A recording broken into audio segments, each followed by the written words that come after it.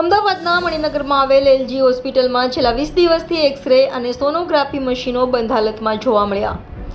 નવી બિલ્ડિંગ સંકુલમાં સુવિધાનો ઉપયોગ કરવા આવતા દર્દીઓને જૂની બિલ્ડિંગના 13 નંબરના રૂમમાં મોકલવામાં આવી રહ્યા છે. જોકે ત્યાં પણ અનેક મહિલાઓના વોર્ડ આવેલા હોવાથી પહેલેથી જ દર્દીઓનો ઘસારો રહેતો હોવાથી ઊભી અરાજકતા ઊભી થઈ રહી છે. જ્યારે એલજીના સુપ્રિન્ટેન્ડન્ટ છેલ્લા 3 માસથી કોઈ કારણસર રજા પર હોવાથી એલજી હોસ્પિટલનું તંત્ર ચાર્જમાં ચાલી રહ્યું હોવાથી દર્દીઓને સારવાર કરવામાં હાડમારીઓનો સામનો કરવો પડી રહ્યો છે અને તંત્ર રામ ભરોસે ચાલતું હોવાની પ્રતીતિ દર્દીઓને થઈ રહી છે.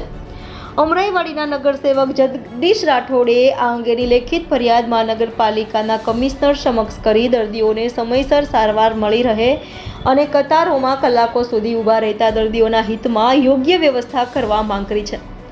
આ બાબતે સત્વરે યોગ્ય નિકાલ આવે અને દર્દીઓને હાલાકી ન ભોગવવી પડે તેવી લોક માંગ ઉઠવા પામી છે.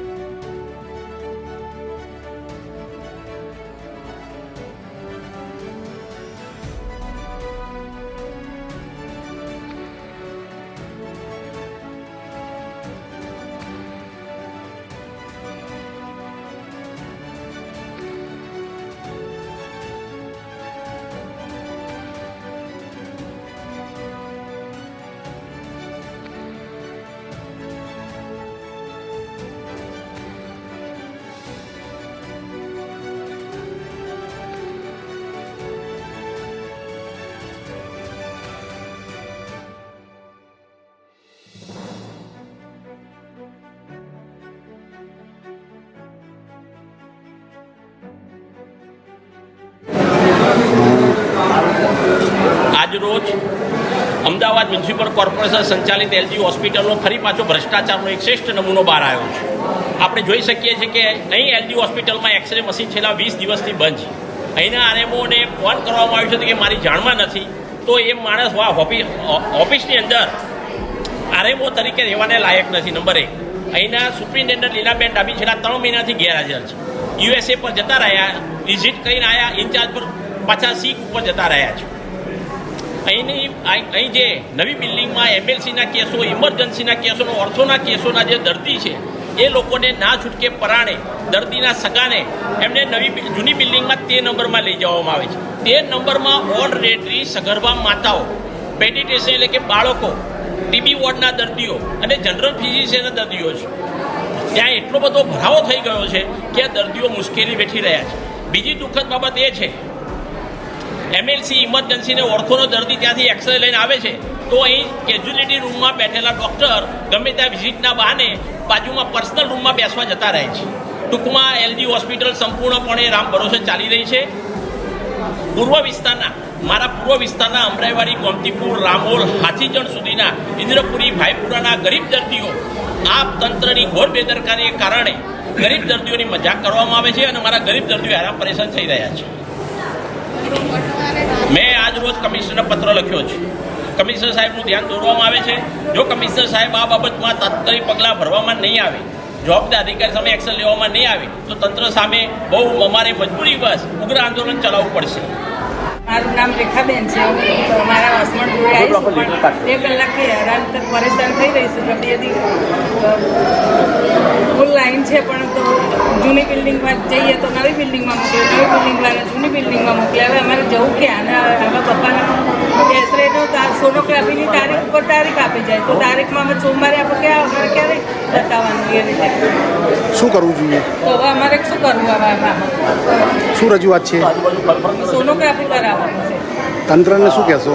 તંત્રને આની કઈ કાર્યવાહી કરે કે આગળ પ્રજાને ન્યાય મળે એ માટે અમે આવ્યા છીએ. ગીતાબેન ઠક્કરનગર વિસ્તારમાંથી બોલું છું. ઠક્કરનગર, બાપરનગર, ચમકસુનાની પાછળ રહું છું. અમારા મહિલા મંડળની મિટિંગ થઈ હતી. કંચનબેન રાદોડે આવ્યા હતા. પીરિયડની મિટિંગ થઈ હતી અને બધા મિટિંગો થાય છે એટલે કાર્યકર્તા આવે છે અમારા જોડે. કંચનબેન દર મિટિંગમાં આવે છે, પછી બધું લાભ આપે છે મહિલાઓને.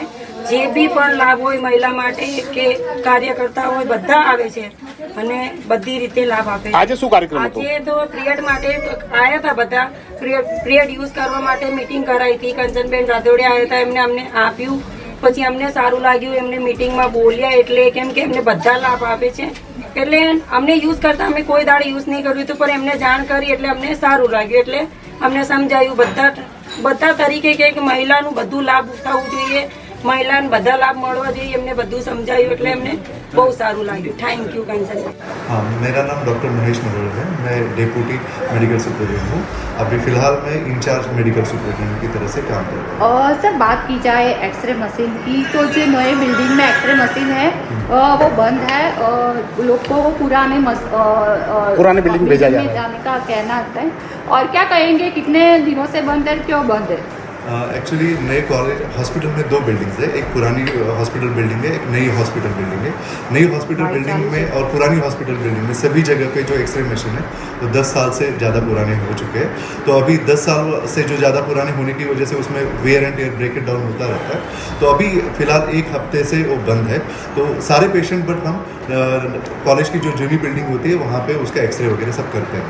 और सर नई जो मशीन है एक्सरे की कब आएगी और क्या प्रोसीजर चल रही है? एक्चुअली उसका नई एक्सरे मशीन के लिए हमने वेल इन एडवांस उसका डिमांड दिया है और वो अंडर टेंडर प्रोसेस है और जल्द ही वो आ जाएगा, प्रोक्योरमेंट हो जाएगा। और सर बात की जाए एक्सरे की, तो नई और पुरानी बिल्डिंग में कितने एक्सरे होते थे और अब कितने हो रहे हैं?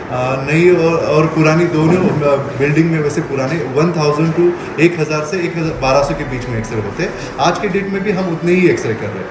फ़र्क सिर्फ इतना है कि नई बिल्डिंग की वजह के पेशेंट हम पुरानी बिल्डिंग में शिफ्ट करके वहाँ पे एक्सरे करते हैं।